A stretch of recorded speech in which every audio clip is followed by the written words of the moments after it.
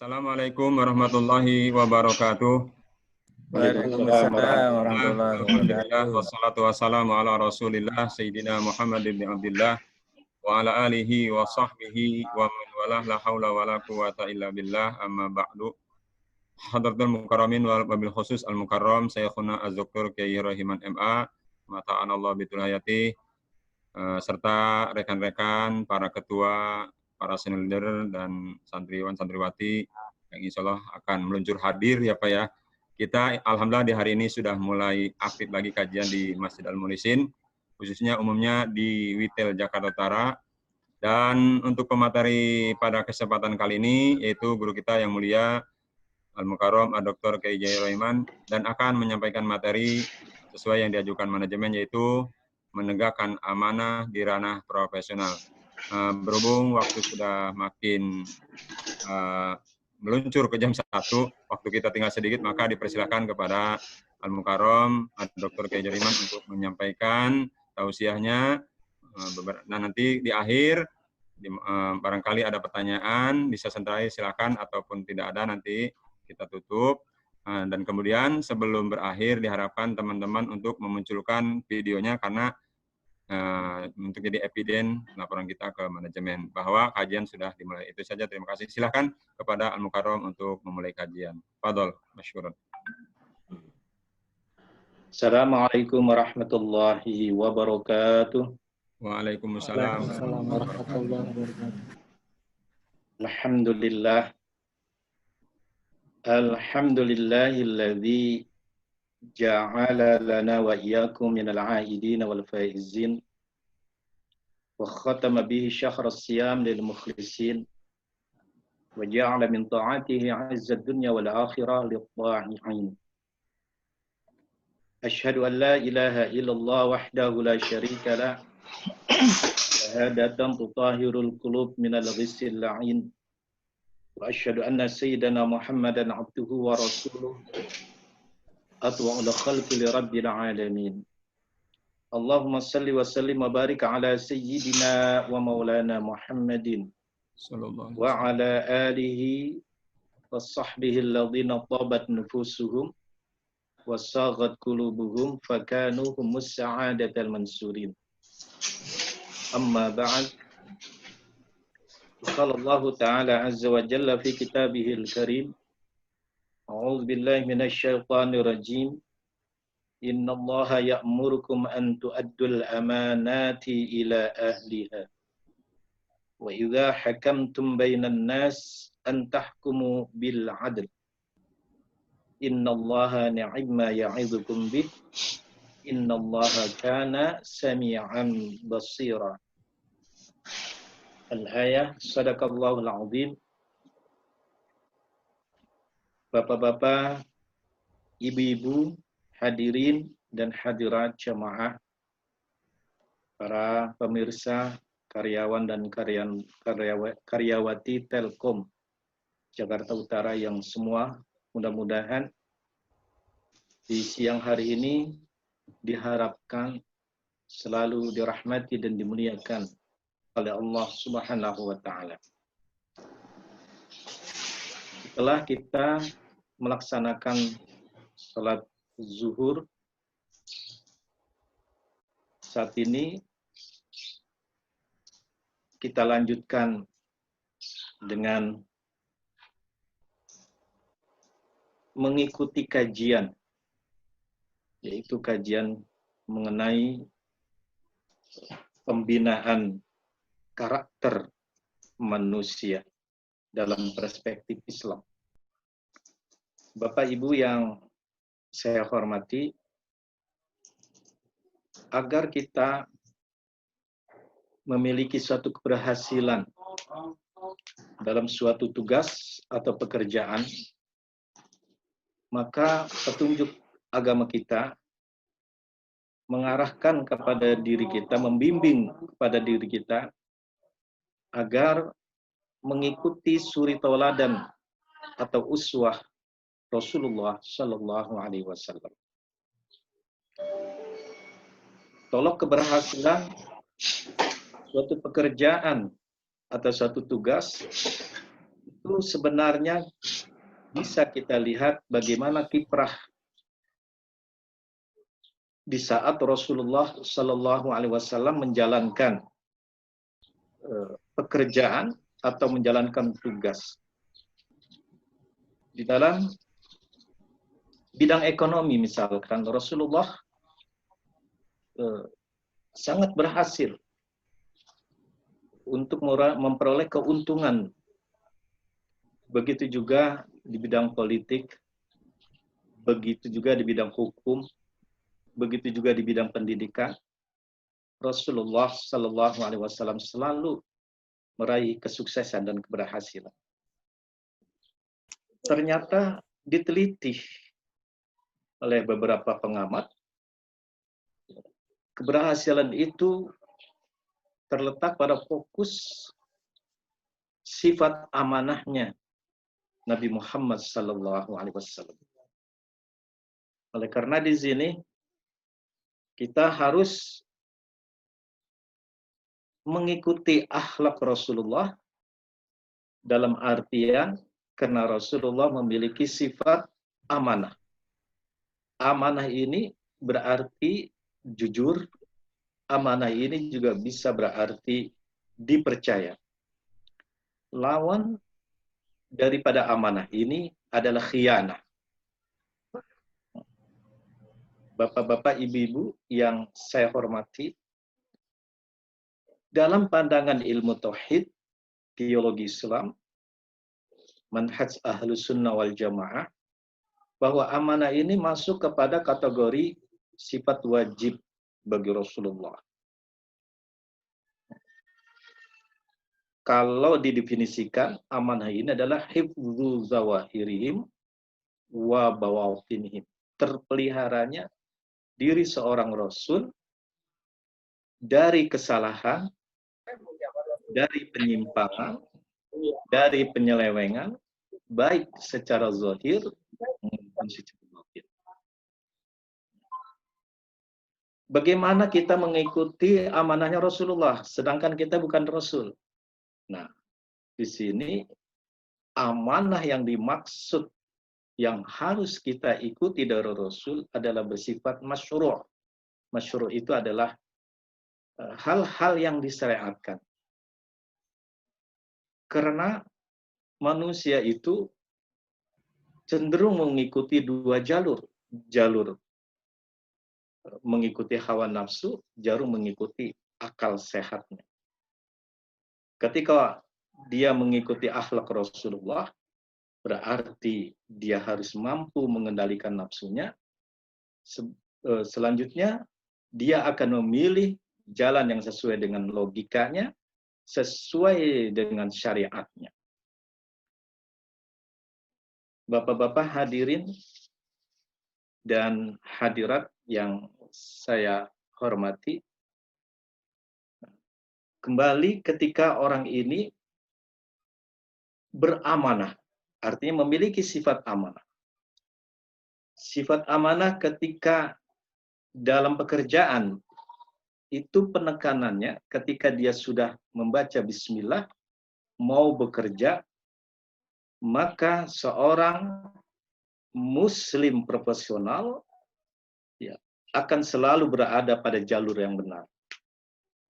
Ketika orang yang bekerja memiliki sifat amanah, maka dia pada saat itu merasa diawasi oleh Allah Subhanahu wa taala. Meskipun pada saat itu ada peluang, meskipun ada kesempatan untuk melakukan hal-hal yang menyimpang karena dia merasa diawasi oleh Allah. Nah, dia pada saat itu tidak mau melakukannya. Kenapa? Karena memiliki sifat amanah.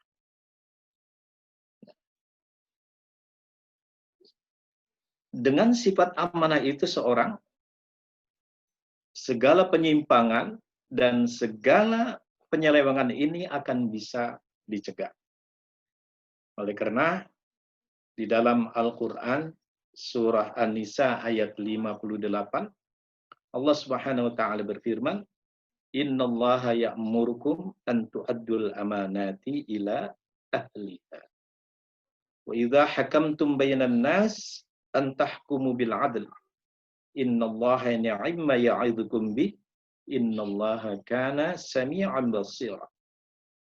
Sesungguhnya Allah menyuruh kamu, memerintahkan kamu untuk menyampaikan amanat kepada ahlinya. Apabila kamu telah memutuskan suatu hukum di hadapan manusia, maka putuskanlah dengan secara adil. Sesungguhnya Allah sebaik-baiknya memberikan pelajaran untuk diri kamu. Dan sesungguhnya Allah Maha mendengar lagi Maha melihat. Bapak, Ibu, hadirin hadirat jamaah yang saya hormati, dari ayat ini dapat dipahami oleh kita bahwa yang namanya amanah itu adalah sebuah titipan. Oleh karena para ahli mengatakan amanah akan bisa berjalan, akan bisa berproses manakala orang itu berada pada ketaatan. Satu. Yang kedua, orang tersebut berada pada sisi al-wada'iyah, yaitu titipan. Kemudian yang ketiga, pada ibadah. Yang terakhir adalah pada siqah, yaitu keyakinan. Nah, jemaah, ketika orang itu memegang amanah, maka dampaknya dia akan taat kepada Allah. Ketika orang itu beramanah, maka dia itu sebenarnya merasa bahwa segala sesuatu yang diberikan, baik itu berupa materi maupun berupa ilmu, ya, harta benda, kedudukan, semuanya adalah merupakan amanah. Nah, kalau yang namanya titipan, berarti pada saat itu dia tidak merasa memiliki sepenuhnya. Dia pulangkan kepada pemilik yang sebenarnya.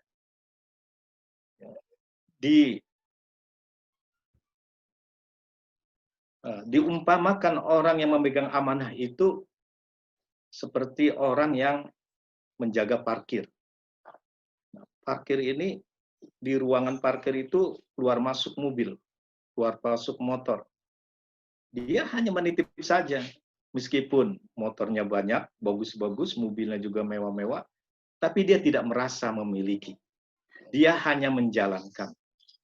Nah, begitu juga ilmu kita, apabila tidak dijalankan, apabila tidak amalkan, maka kita akan menjadi orang yang menyalahi amanah.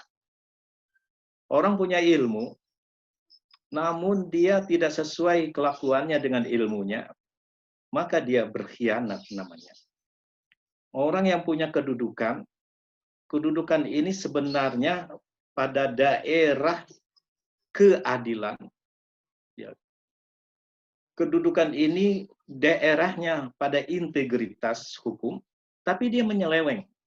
Nah, itu namanya orang tersebut berkhianat.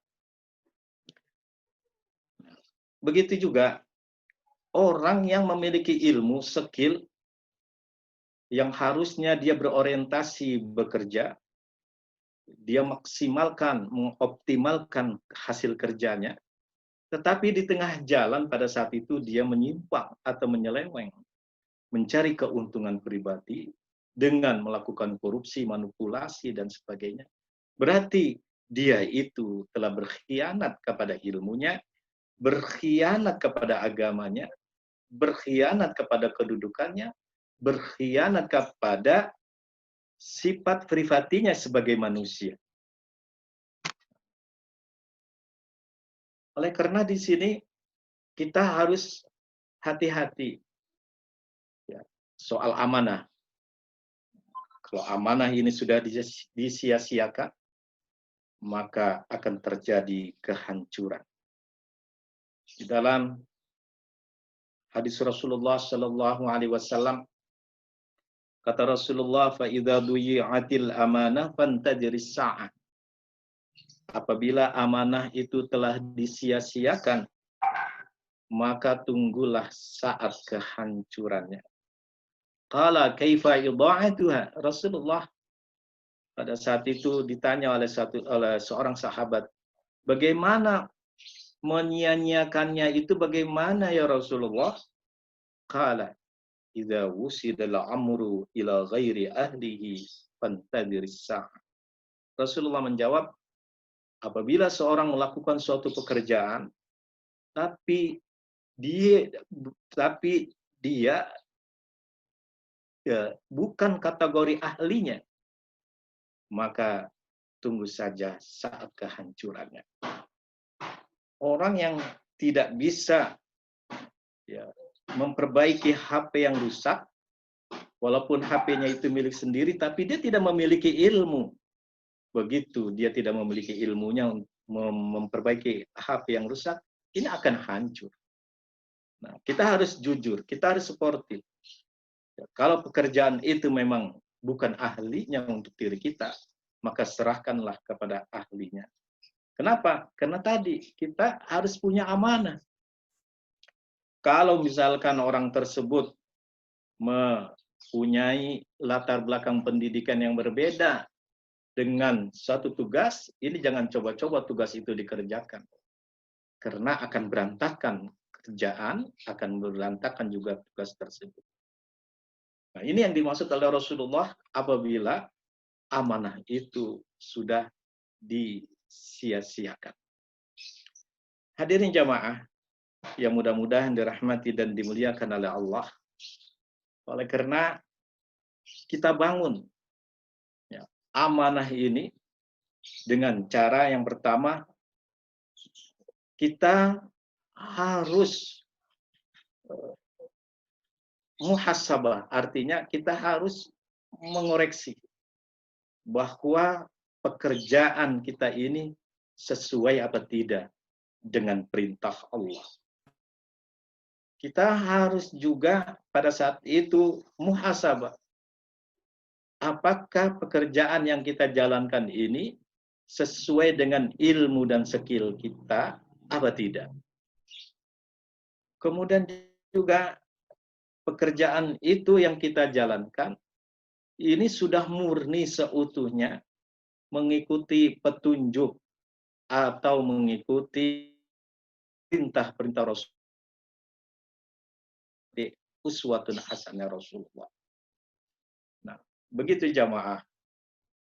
Saya khawatir kalau ya suatu pekerjaan ini akan berantakan, tapi kita ini tidak pernah mengoreksi, tapi kita ini tidak pernah bermuhasabah agar pekerjaan itu terorientatif, pekerjaan itu akan menghasilkan maksimal, maka kembalilah kepada penegakan amanah. Bapak-bapak, ibu-ibu hadirin jamaah yang mudah-mudahan dirahmati dan dimuliakan oleh Allah. Ya. Amanah Rasulullah itu hanya sekitar kepada pekerjaan-pekerjaan yang wajib dan pekerjaan-pekerjaan yang sunnah. Kenapa? Kenapa Rasulullah itu hanya bekerja sekitar yang wajib, yang sunnah? Karena Rasulullah tidak pernah mengerjakan hal yang makruh. Rasulullah tidak pernah mengerjakan yang haram. Yang makruh saja tidak, apalagi yang haram. Begitu juga yang syubhat. Yang syubhat itu adalah yang tidak jelas hukumnya, masih remeng-remeng. Kenapa kita ini tidak bisa seperti apa yang dilakukan oleh Rasulullah? Misalkan kita ini bisa melakukan yang wajib dan sunnah. Nah, disinilah karena tadi kita itu lebih banyak melakukan hal-hal yang dilarang. Ya, baik yang dilarang itu bersifat makruh, maupun yang dilarang itu masih juga bersifat yang haram. Karena manusia itu tadi pada unsur dirinya itu ada unsur nafsu dan unsur akal. Kalau Rasulullah Shallallahu Alaihi Wasallam murni, karena dia tidak pernah dibujuk oleh nafsunya, apalagi syaitan.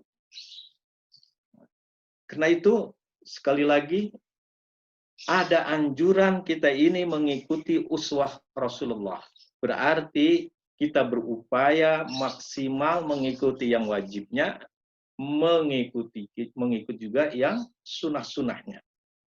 Nah, ketika kita mengikuti wajib dan sunnahnya ini, berarti secara tidak langsung kita telah mengikuti apa yang telah dicontohkan oleh Rasulullah. Orang yang mengikuti uswatul Rasulullah di segala bidang kehidupan ini akan meniscayakan keberhasilan dan kesuksesan. Hadirin jamaah,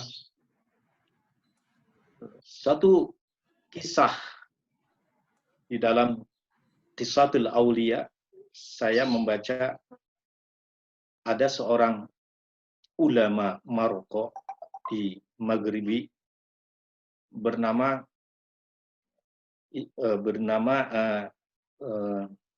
Muhammad bin Isa.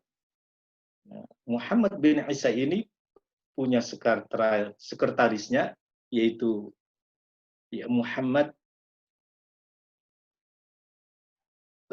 Al-Fajr.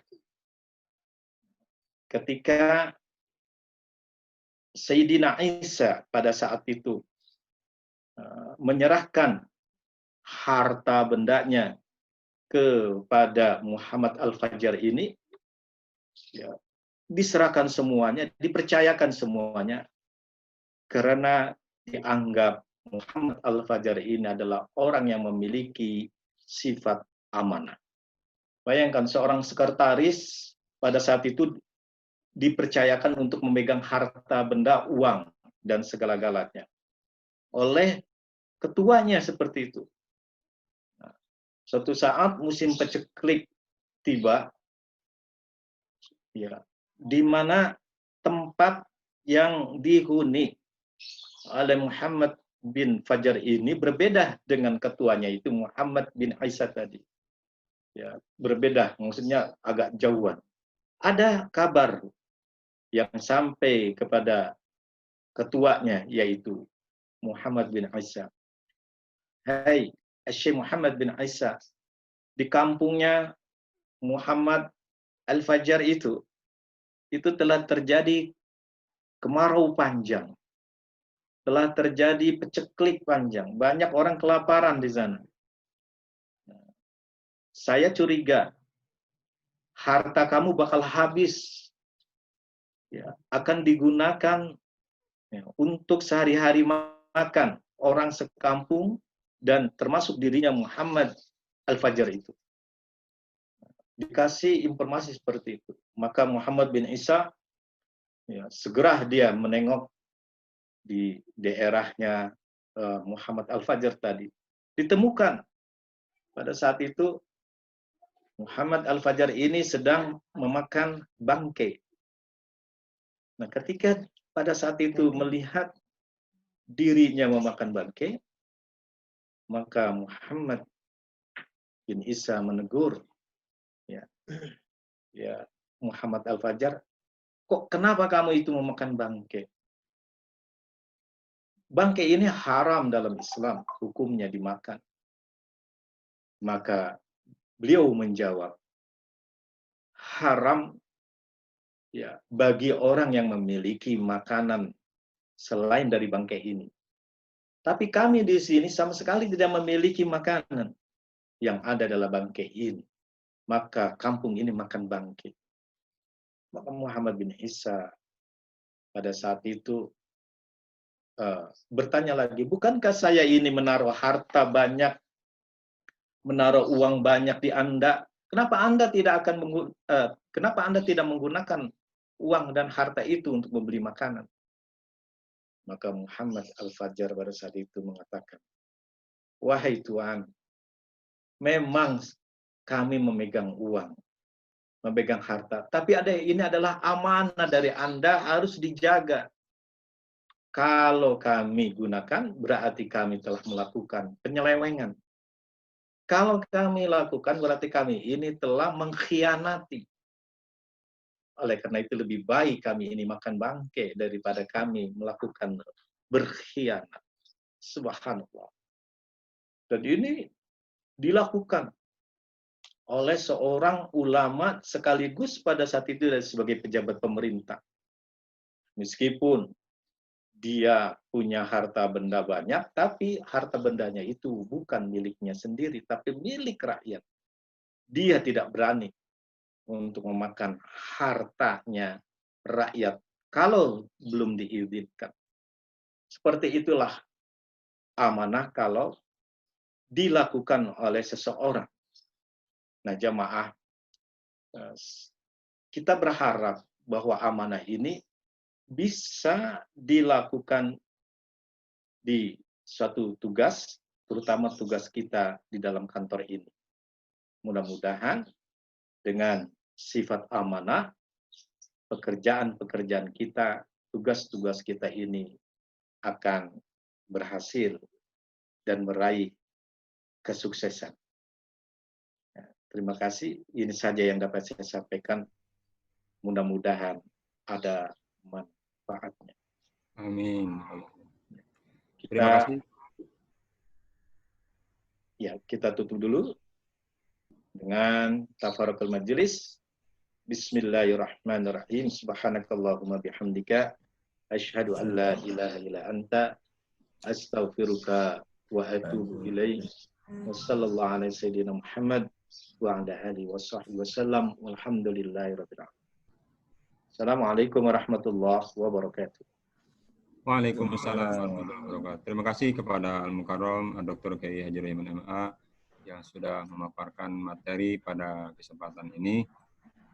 Mungkin sebelum ada khulasah dari pembicara, dari rekan-rekan, dari para senior dan seluruh yang hadir, barangkali ada yang mau ditanyakan, kami persilahkan untuk bertanya.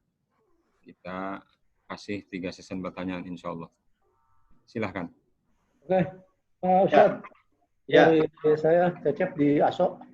Ya, Pak Mau bertanya ya terkait amanah ya. Amanah ini berat sekali Ustadz ya. Jadi saya kan selaku karyawan di Telkom ya. Iya. Kan amanah setiap tahun KPI sekian. Ya. Sementara saya sudah berusaha maksimal, kadang-kadang amanah itu yang diamanahkan misalnya 100, nggak nyampe 100. Artinya paling 80, 90 itu. Berarti kan saya belum bisa mengemban amanah secara full. Misalnya. Itu gimana Ustaz? Di hadapan Allah tuh, karena amanah yang dibebankan ke pundak saya itu nggak tercapai itu loh. Itu Ustaz, makasih Ustaz. Assalamualaikum warahmatullahi wabarakatuh. Assalamualaikum warahmatullahi wabarakatuh. Kalau kita ada usaha untuk memaksimalkan, ternyata kita masih juga ada sedikit hal yang belum amanah, meskipun itu dilakukan secara sengaja atau tidak sengaja.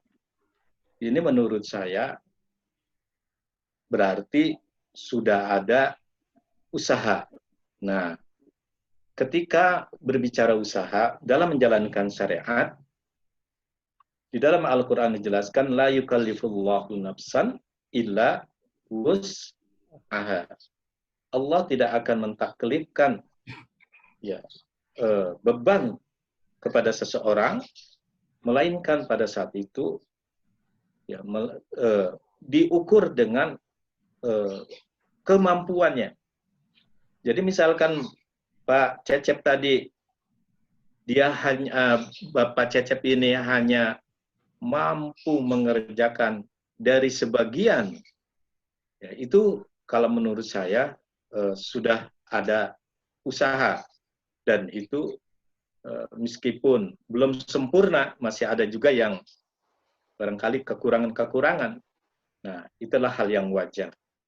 Ya, kalau menurut saya hal yang wajar dan itu Allah Maha memaafkan. Tapi misalkan ada niatan memang kita tidak mau berusaha, justru kita ini tidak mau menjalankan amanah karena barangkali amanah ini di sisi lain menguntungkan, ya penyelewengan ini di sisi lain menguntungkan, ya atau penyimpangan ini di sisi lain menguntungkan secara pribadi. Nah, dia pada saat itu sudah biasa karena nikmat. Nah, yang begini adalah dosa menurut saya. Kalau dia tidak berusaha untuk menghindari. Kalau Pak Cecep tadi ini kalau menurut saya sudah ada upaya untuk mau menghindari. Ya meskipun hanya sebagian. Nah, jadi kullu ma ya'mal ala syakilatihi. Katakanlah setiap orang yang melakukan kerjaan, setiap orang yang bertugas ala syakilatihi, itu menurut ukuran kemampuannya. Berarti menjalankan syariat sesuai dengan kemampuan. Terima kasih Pak Cecep. Bagaimana Pak Cecep? Alhamdulillah. Terima kasih Ustaz. Penjelasannya Ustaz. Oke, pertanyaan selanjutnya dari rekan-rekan, barangkali Pak Haidar, Pak Patah, Pak Jamal, atau yang lain. Silahkan. Mas Hendra mau nanya, silahkan. Ada Mas Hendra. Silakan. Gimana? Yang lain? Sebelum ada ringkasan. Gimana? Dirasa cukup? Cukup. Ya. Sepertinya kajian kita pada hari ini alhamdulillah berjalan lancar. Terima kasih kepada Pak Kiai juga rekan-rekan sudah menyempatkan hadir. Ada sedikit catatan dari apa yang disampaikan oleh Pak Kiai terkait dengan penegakan amanah di ranah profesional. Ada sedikit catatan bahwasanya keberhasilan Rasulullah SAW itu terkait amanah ini diakui oleh semua kalangan, bahkan non-muslim pun mengaku itu. Baik dalam bisnis, politik, kepemimpinan, uswah, dan sebagainya. Jadi, kunci keberhasilannya itu adalah amanah. Bahkan beliau digelari Al-Amin. Nah, dan Pak Kiai juga menyampaikan, serahkanlah sesuatu urusan atau amanah kepada ahlinya. Kalau bukan kepada ahlinya, tunggu kehancuran. Dan juga ditutup bahwasanya pekerjaan adalah sesuatu yang mulia karena merupakan dari Allah. Semoga dengan penyampaian ini kita bisa maksimal dalam menjalankan amanah yang sudah diamanahkan kepada kita. Dengan senantiasa memperbaiki diri, dengan bimbingan para kiai, para guru, mudah-mudahan kekurangan kita Allah ampuni. Itu saja kajian hari ini. Terima kasih kepada Bapak Kiai yang sudah menyampaikan menjadi pemateri hari ini. Terima kasih kepada para senior, para jamaah yang sudah sempat menyempatkan waktunya. Untuk itu mari kita tutup majelis ini yang semoga semakin barokah dengan doa kafaratul majlis. Subhanakallahumma bihamdik asyhadu an la ilaha illa anta astaghfiruka wa atubu ilaik. Mohon izin sebelum mundur tolong video atau itu tampakkan dulu wajahnya. Mohon izin semuanya karena untuk eviden kami di manajemen HR karena ini akan kita, semacam buat laporan. Oke. Ya. Silakan dibuka, Pak Jamal. Wah, Pak Tata. Silakan yang lain. Yang laki-laki, kalau perempuan, ya barangkali kita ini aja. Terima kasih kepada Bapak-Bapak. Kepada pagi, kita tutup. Silakan kepada admin untuk menutup ini. Terima kasih kepada semuanya. Assalamualaikum warahmatullahi wabarakatuh. Waalaikumsalam warahmatullahi wabarakatuh.